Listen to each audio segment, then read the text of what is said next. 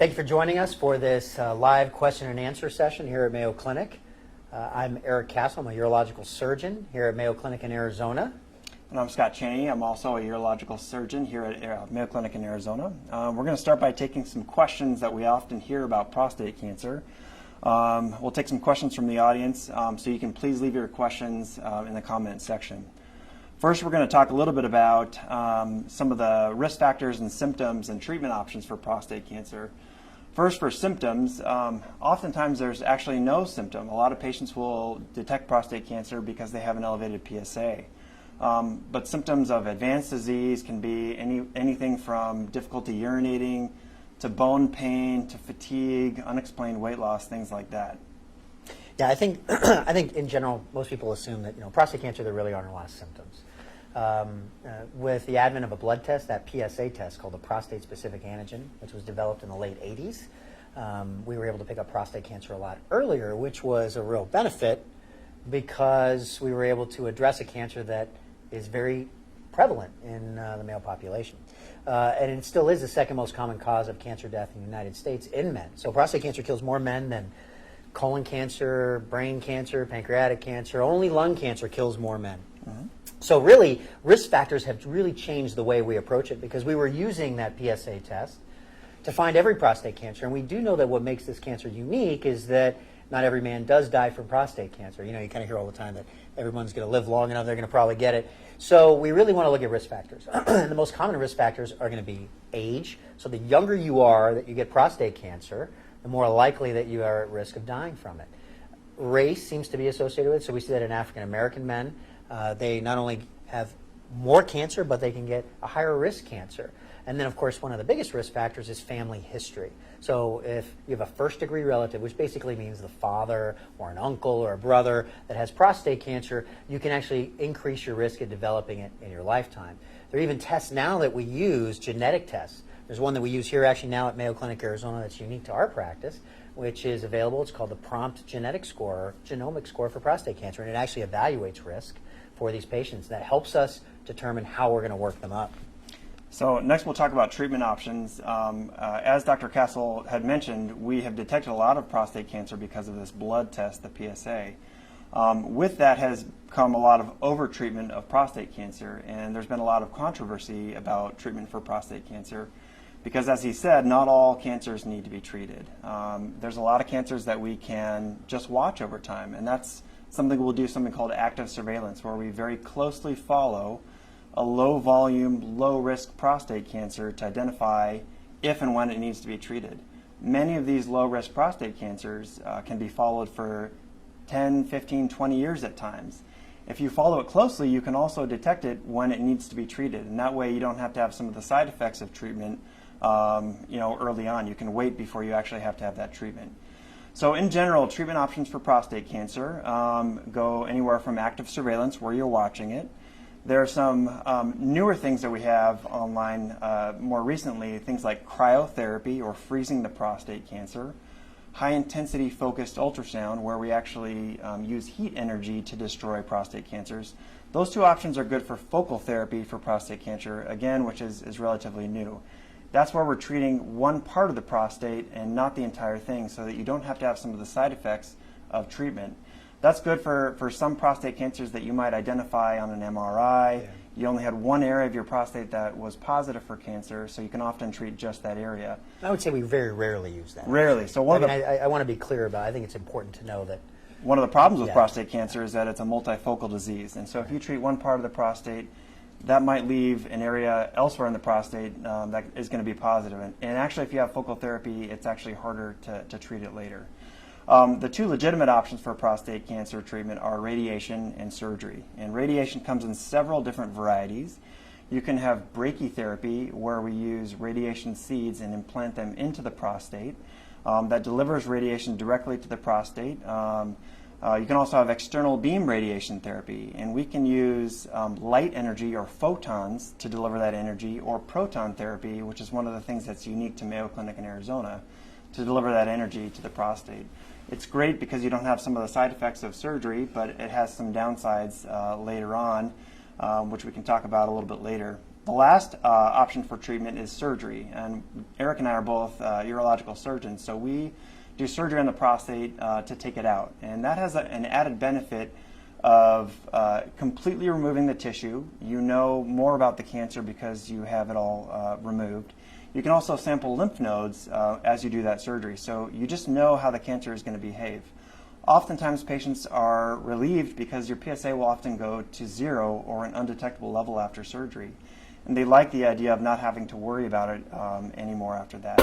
So, so surgery is definitely one of the options. I would say that, you know, about 50-50 patients get radiation or surgery for treatment. I mean, depending on age, right? You know, I think if you think about this cancer, it's very different than a lot of other cancers, right? When patients come into their doctors, they say, "Doctor, cure me." The issue with prostate cancer is that so many of them, we're really balancing the impact we have on their quality of life with these treatments along with the cancer control. And I think that's one of the more important issues to consider. So we tend to do surgery in very young men, men who have higher risk cancers, men who are seeking, for example, nerve-sparing treatments and also want to look for that longevity from the treatment. So I think it depends. Whereas like men in their later 70s, mid-70s, late 60s, early 80s are going to be receiving radiation therapies. But we'll tailor it to the patients. Yeah. Should we take some questions? Yeah.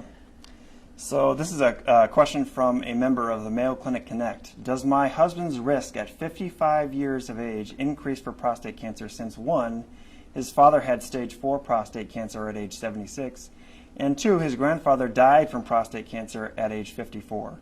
Currently, his PSA is in the middle range of normal. So, yeah, sure. So absolutely, with a father who had prostate cancer and advanced prostate cancer, your husband is at greater risk of having a prostate cancer or even a worse prostate cancer. I think really knowing what that PSA is very helpful, because what a lot of people think is middle range of normal is not necessarily as normal as we think it is. There are some men, for example, that we'll be biopsying them with a PSA as low as 2 if they're in their 50s, because the average PSA of men in their 50s, if they're normal, is technically less than 1.0. So, I mean, it depends on each case. And actually, in family histories, which is interesting with prostate cancer, you can actually see breast cancers.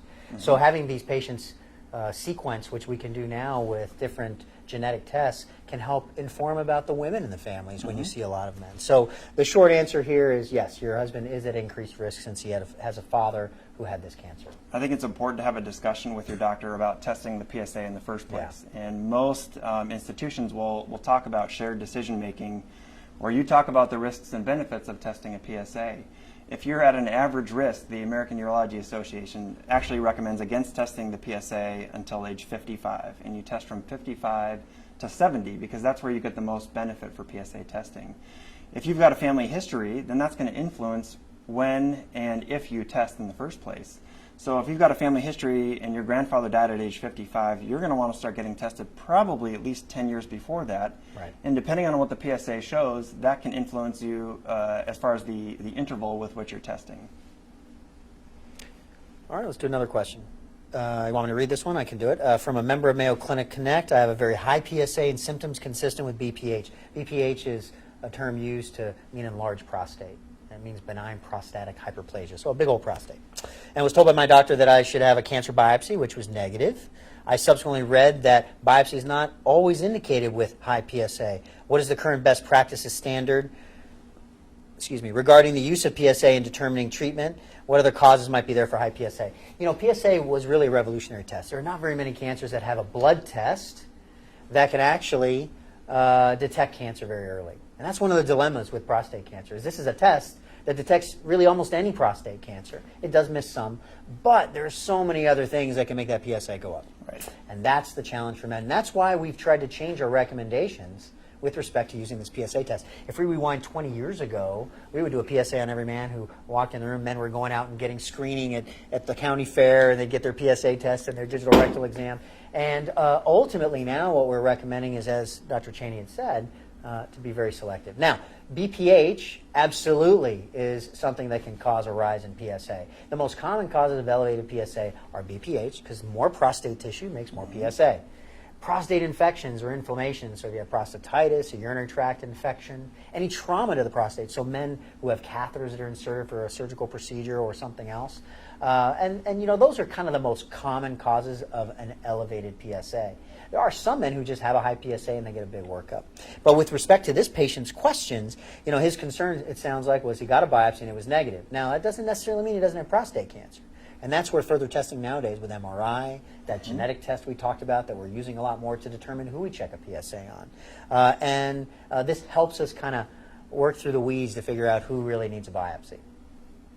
We'll move on to the next question. I'm 71 years old, and in May, my PSA numbers were a total PSA of 7.8 and a free PSA of 0.5. The free PSA is a PSA molecule in your blood that's not bound to protein. And we know if the percent free PSA is very, very low, that's one of the risk factors that you might have prostate cancer. It's an additional test that helps us to determine who needs a PSA or who needs a biopsy. His percent free PSA was 6, and a percent free PSA less than 10 is very worrisome. 10 to 20 in general is kind of indeterminate, and anything above 20 to 25 is more reassuring. So a percent free PSA of 6%, that means 6% of the molecules are free and not bound to protein. That's kind of worrisome. Since I'm on finasteride, it was also explained to me that my PSA total is really 15.6. Finasteride is a drug that treats BPH, or benign prostatic hyperplasia. It's a drug that acts on hormones in the prostate to shrink the size of the prostate. And there's many men who are on this drug because they have BPH, and it helps them to pee, helps them to avoid needing a surgery for BPH. But the other thing that it does is it actually cuts your PSA in half, by roughly half. So when this patient says that the PSA was 8.4, you generally double that number, and his actual PSA, if he weren't on the finasteride, is going to be 16.8, which is you know, a lot higher. My father and one of my grandparents both died from prostate cancer. Father at age 90 and grandfather at an unknown age. My questions are as follows. Is it normal to only take 4 biopsies from each side? So first, that question. I would say that the standard of care in doing biopsies is a 12-core biopsies, 12 cores total. You take 6 different areas of the prostate and you take 2 biopsies from each area.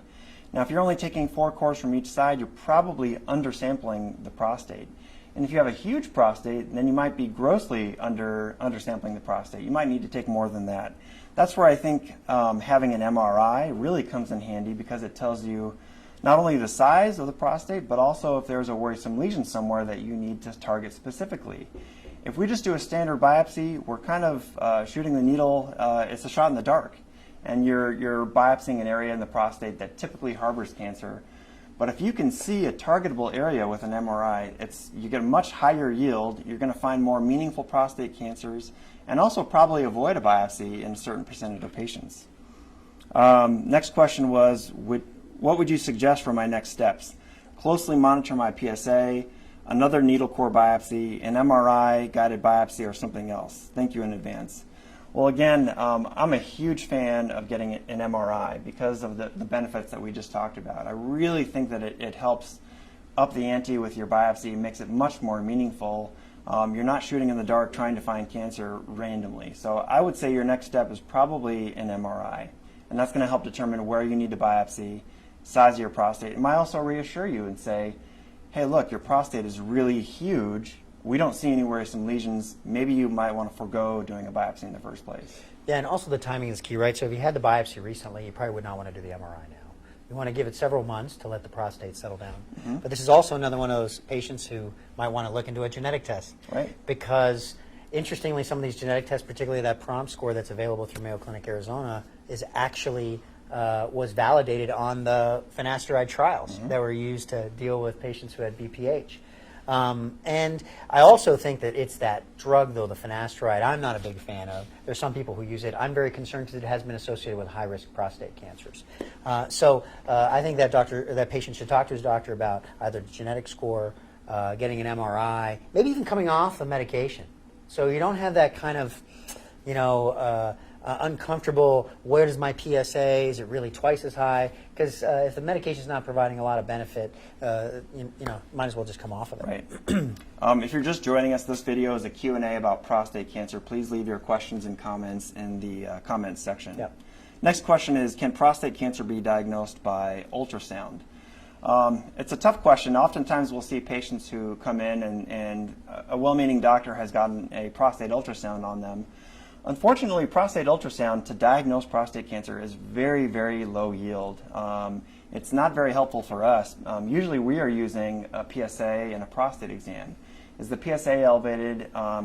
Is their prostate exam abnormal? Do we feel a worrisome nodule on the prostate?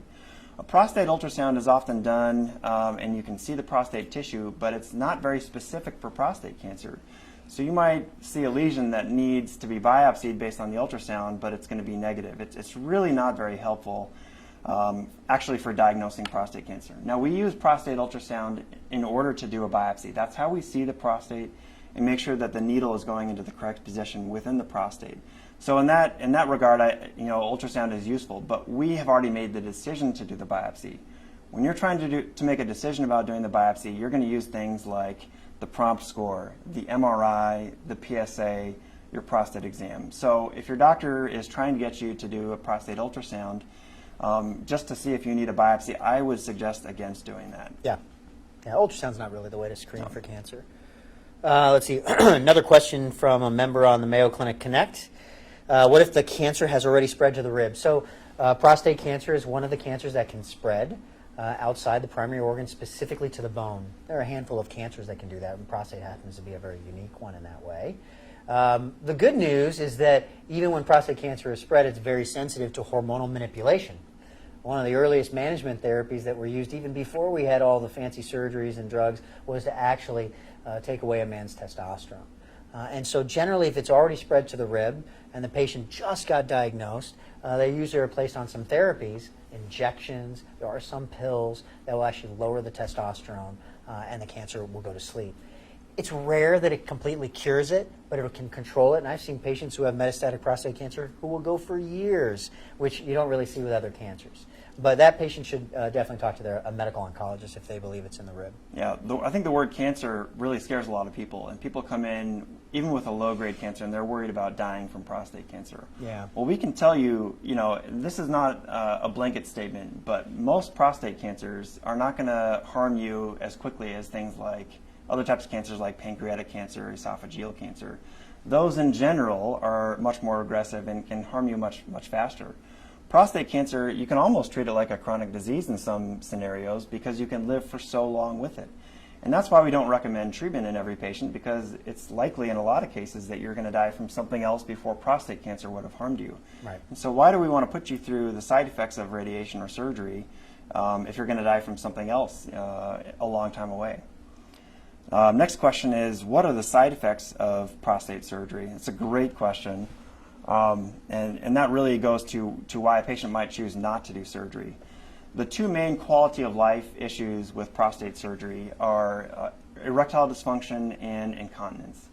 Now, part of the continence mechanism, that means not leaking when you're walking around doing your day-to-day activities, is the prostate. And when we take the prostate away, we basically take away a dam that's helping to hold urine in. And so it takes some time after doing surgery for a man to regain his continence. That means wearing pads, wearing even a diaper for a little while you do exercises to strengthen those muscles. Now that can have a significant impact to your quality of life. And so patients need to know about that ahead of time. And that's one of the downsides of doing surgery. Again, why we might choose not to do surgery in a patient who's a little bit older, because it takes them longer to regain their continence. Whereas young guys actually recover very quickly. Right. And the numbers are very favorable. I mean, really, well over 90 to 95% of men who have prostate surgery, when it's done appropriately for them, from a continence standpoint, are very satisfied. They just might have to make slight adjustments in wearing a liner in their underwear or something. Also to that question, the other main side effect that people talk about is erectile dysfunction. Very unfortunately and inconveniently, the nerves that help to give you an erection are hugging on the outside of the prostate. And so we have a dilemma when we're doing surgery. If we want to spare the nerves that give you an erection, we have to hug right along the prostate. And that might not be feasible in all prostate cancers because of the aggressiveness of the disease. If you have an aggressive disease, prostate cancer, we might want to go wide and take those nerves with it, which can lead to erectile dysfunction. I would say that if you are a young patient who has good erectile function to begin with, and we do an aggressive nerve sparing in an appropriate patient, there's a very good chance that you'll get your erections back. Now, they might not be the same as when you were younger, but with help with medication, sometimes injections, and other things that we can give you for that, we can actually improve that function. Okay, next question. Will prostate surgery cure urinary incontinence? So incontinence is, again, the loss of control of urine. You know, most men don't really have that problem as we get older. That seems to be something that you see a lot of times in, you know, the stronger sex. In women, as they can get older, they can have some issues sometimes with holding back urine. Men tend to have the opposite problem, which is not being able to get the urine out. And that's usually because of the prostate, what Dr. Cheney alluded to. There are some men who already have some bladder dysfunction or some difficulty getting the urine out, and they'll have incontinence, which is a different kind of incontinence, where the urine overflows because they can't get it out. And in those cases, surgery is the best treatment, not radiation. And the reason is because you're actually taking care of the prostate issue along with the cancer issue.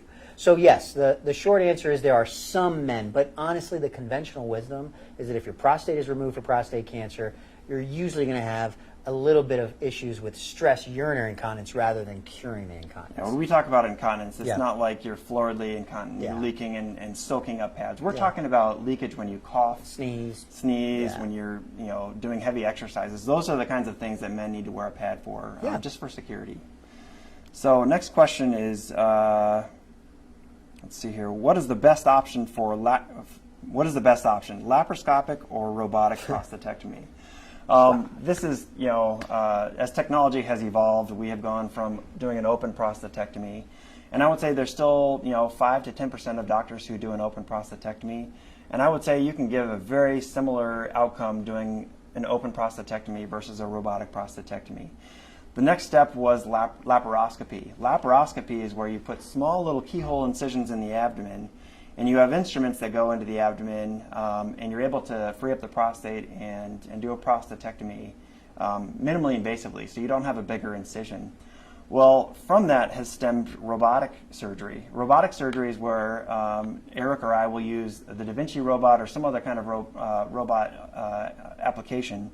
And we also use the small keyhole incisions, but we have the dexterity with the robot to almost act like you're doing the surgery in an open fashion. Mm-hmm.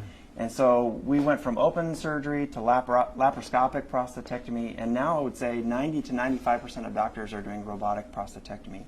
The benefits of using the robot, again, are the dexterity and the movement. I can move my hands inside the patient just like I'm doing an open surgery.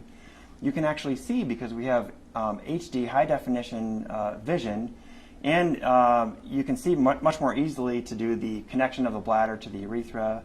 I would say that in general the outcomes are similar, but a little bit better with robotic surgery. So robot is definitely better than laparoscopy. Yeah, it's not, laparoscopy is not really done that much anymore. The laparoscope was just the first step that we evolved to robotics. There are some surgeons who still do that. Probably the biggest factor in having a good outcome is going to a surgeon who does a lot of your surgery.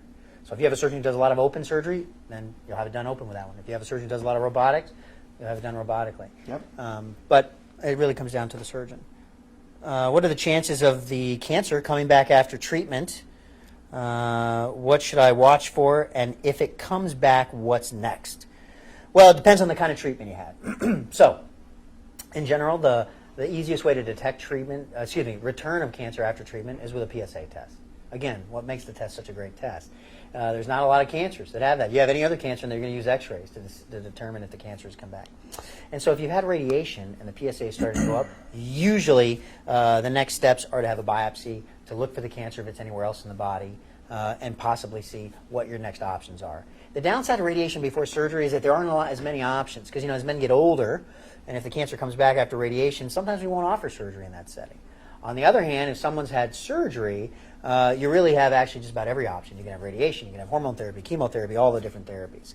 So it's hard to answer this specifically unless I know what's happened, but in general, the best way to watch out for cancer coming back after treatment is with a PSA test.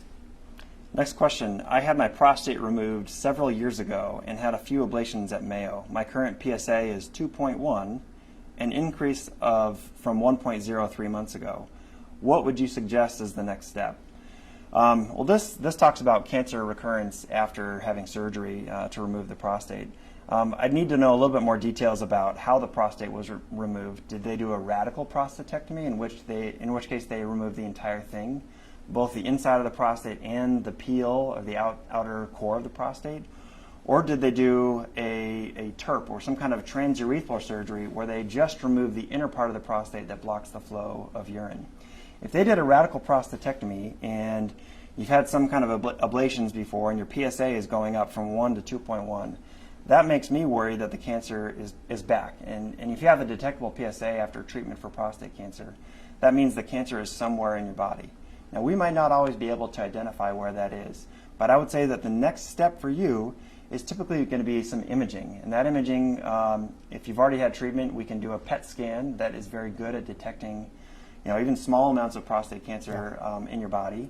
I would say the standard of care up to now has been to do a regular CAT scan and a bone scan to check your pelvis and your bones for where the cancer could be. And if the cancer is back, depending on where it's back, if it's only located in a few spots, you can often spot treat those few spots and treat the cancer and keep the cancer at bay. The other treatment that you're going to probably get is hormonal ablation, where we decrease your testosterone level. Testosterone is kind of like the fuel or the gasoline that fuels prostate cancer. And if you take away testosterone, a lot of prostate cancers will get better, and you'll see your PSA decrease. And I would say that probably the tests that are most commonly used nowadays, which are unique, are these PET scans. They're not really cancer scans specifically, but they're a different kind of scan. Uniquely here at Mayo, only within the Mayo Clinic system, we have something called choline PET, because we can produce that radioisotope here. But you'll hear about that. There's another one called an oxymin scan, which is a flucyclovine PET. Those are offered in the community. And then there's one that's waiting for FDA approval called PSMA PET. But with a PSA of 2 or higher, I'd probably go with a PET scan at that point. Absolutely. Should I still get my PSA test if my prostate has been removed? If it's been removed for prostate cancer, yes, that's how you monitor it. What are the side effects of radiation treatment for prostate cancer? This is a great question. Both surgery and radiation have some downsides to them. I would say the main side effects, at least when you're getting the radiation, a lot of patients will complain of fatigue. That will typically resolve after you have gotten the radiation treatment. With a lot of radiation treatment, they will also use hormone therapy to reduce your testosterone. That has some side effects as well. Some men will have hot flashes. They won't have the same libido. They won't have the same energy level with using that medication. The other side effect of radiation therapy is you're not only treating the prostate, but you also want to get a rim of treatment around the prostate so that you make sure you hit every single prostate cancer cell that's there. And that means that organs that are surrounding the prostate also get hit with the radiation energy. That includes the bladder and the rectum, and you can have problems with those organs later. Things in the bladder that patients will complain about are irritative symptoms where they go often, they have frequency, they wake up a lot to go, they might even leak. With the rectum, you might get some bleeding or some urgency with having a bowel movement. So those are the main side effects of radiation. Down the line, 10, 15 years down the road, the energy that you've gotten for the prostate cancer can also cause secondary cancers of the bladder, the rectum, and other areas in the pelvis. It can also have side effects later on. It's interesting because that has a continued effect on the DNA. Yeah. But overall, especially with our proton beam radiation, there's very few side effects. For the most part. It's like anything else. There's a percentage of patients who are unhappy, and most of the people do pretty well as long as they make adjustments. All right, so we've got our last question. I was just diagnosed with prostate cancer. What is the Gleason score, and how is it used for my treatment options? Well, what I tell most patients is, think of it this way. A prostate cancer has two things that we use. We use the word stage and grade. So stage is how advanced it is. If it's beyond the prostate, if it's in the bones, or if it's in the bladder. The grade is basically how aggressive it is, or how nasty that cancer is. And we determine that by looking under a microscope. So there was a pathologist named Gleason many, many years ago, and they standardized a score. And that score is used to help give us an idea of kind of risk that the cancer has spread or is very curable. So in general, the numbers range between 6 and 10. We used to go back many years ago down to 2, but now it's 6 to 10. 6 is considered your run-of-the-mill average prostate cancer that is, in many cases, not even felt to be lethal. Right. 7 scores, so scores of 3 plus 4, you'll see 2 numbers that are added. 3 means that it's predominantly the better score, or 4 plus 3, which is 7, is a little bit more aggressive. The 8s, 9s, and 10s really are aggressive prostate cancer. We treat those patients just like a pancreatic cancer patient, just like a lung cancer patient. So really the Gleason score is very, very useful along with a PSA test. So it looks like that's all the time we have for today. If we didn't answer your question today, if you leave your question in the comments section, we'll have time to answer it over the next 24 to 48 hours. So thank you guys in advance for watching. Yep.